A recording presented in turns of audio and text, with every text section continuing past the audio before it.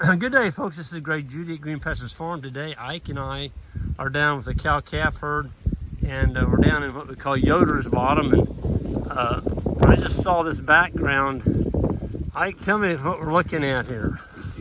So we're looking out on the Yoder's Bottom right now with a cattle are grazing. We split this in half. The rest of the bottom goes up along this way and borders Percy Creek, I believe. Yeah, you're gonna have to talk into the camera. Face the camera. There you go. There you go. So it borders Percy Creek. So we split it in one half for a morning move, and they'll get the evening move later on. But we're looking at why this grass is a little bit greener than what we came off of. Is this is one of the paddocks here at Docks last summer we brush hogged. And This summer, yes.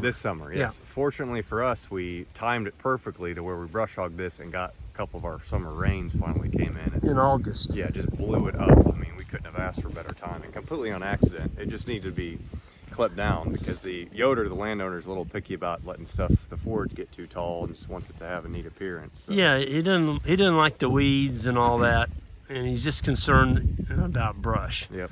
And y'all nailed it perfect. So we came in and knocked it down, left about 8 to 10 inch residual once we clipped it. Yep. And we got those rains, and man, it just blew up. And you still see right in front of you too how green it is. It's some of the most vegetative stuff.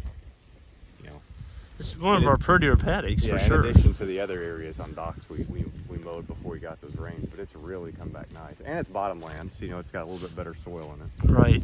But we'll definitely get their fill on this, and like you were saying, Greg, you definitely get another graze out of this too. There's just a ton of forage in here right now.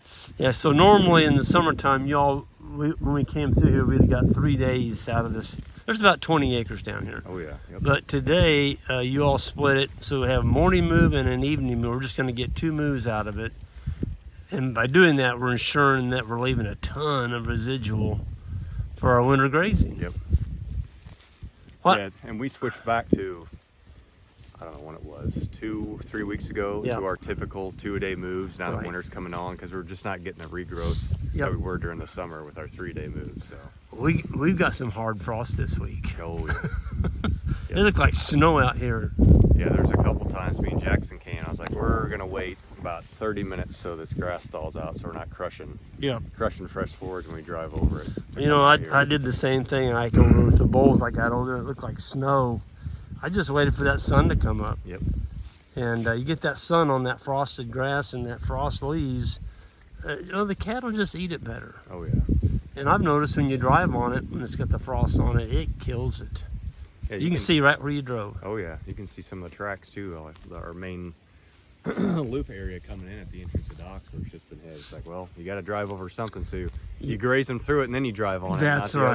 The other way around. Yeah, don't drive on ungrazed forage. But yeah, they're looking beautiful. I mean, it's just great forage down here. It's amazing how quickly they put on the winter hair coats. Mm-hmm. I mean, everything in here's got a winter hair coat now, pretty much. Yeah, some of our slickest animals you can go by and see they've already got, about an inch, working on an inch towards a fuzz coming in on them from that first cold blast we got. So they need it. Yeah. Well, you can tell they're full. I actually see one laying down over there already by that tree. Yep. That's unreal. And what a beautiful sky for the background. I mean, it looks like an artist painted that darn thing. You kept making that comment. Look at that. Yeah, it's a beautiful morning. That cloud bank is at an angle to the horizon all the way down to the tree line.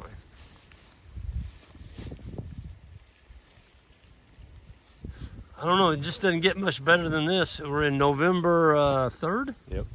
And we're grazing, and we're going to be grazing for quite a while, looks to me like, before we have to feed any hay.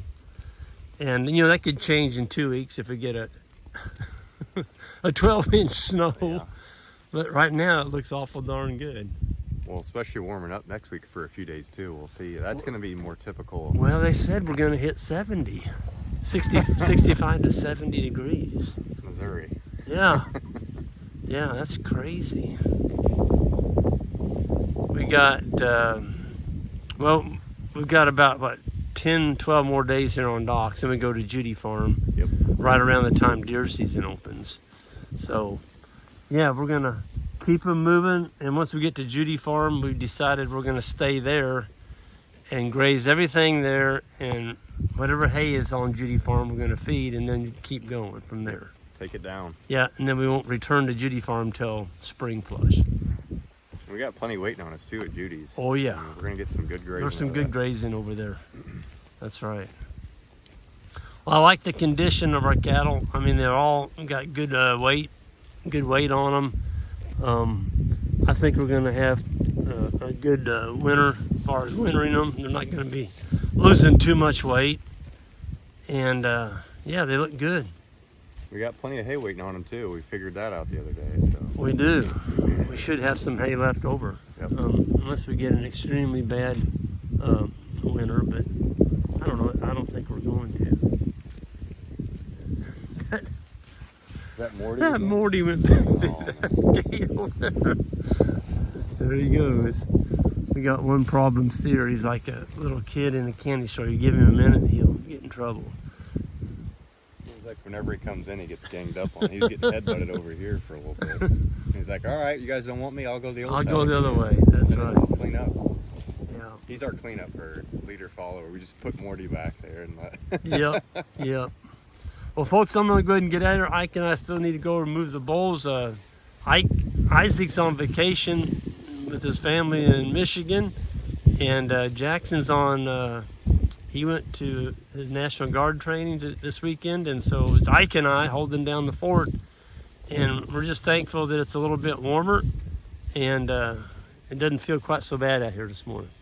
Y'all have a good one, and on the way out, hit that subscribe button and be watching our website, greenpasturesfarm.net. We've got some really nice bred cow-calf 3-in-1 pairs on there that we're going to be auctioning off, and there's also a really nice South Pole bull on there. He's a good one. He's a 4-year-old, and he's ready to go for somebody that's going to need a bull for fall breeding. Y'all have a good one. See you down the road.